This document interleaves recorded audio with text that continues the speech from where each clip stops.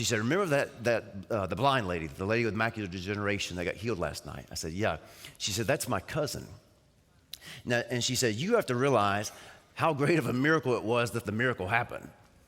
And I said, what are you talking about? And she said, because she's a cessationist. Now, if you don't know what that means, basically, they don't believe in miracles anymore. They believe that miracles have ceased. And she said, so after church, we went to my aunt's house. Now, she said the reason that she came down, because she said, the way that you were teaching healing, she said it was so simple. And she said it actually kind of gave her some hope.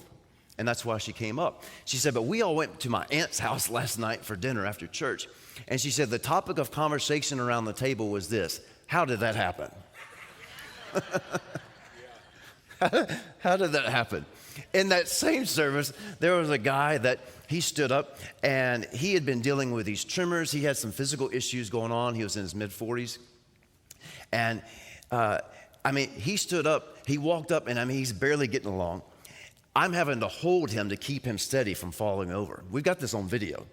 And I'm having to hold him. And he said he'd been dealing with this, for almost 25 years. And he was unable to work. He could barely stand for more than a minute or two. He was in really bad shape. And so we just laid hands on him. And so once we got done, I grabbed his hand and said, let's walk a little bit. And so he and I were kind of walking along the front. We've got all this on video. We're walking along the front, and all of a sudden, something hits. And he lets go of my hand, and he starts walking. And it was a pretty good-sized church, and he gets over to this side, and there were stairs on each side to a balcony. He walks up the balcony, starts running across the balcony, and then he runs down. He's shouting and hollering, and he's free and stuff. And so Sunday morning, he gets up and he begins to share his testimony.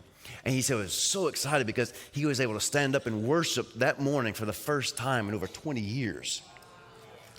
To do the whole thing. And so he's holding the mic and he's sharing his testimony and stuff. And he said, all I got to say about it is this. Drops the mic.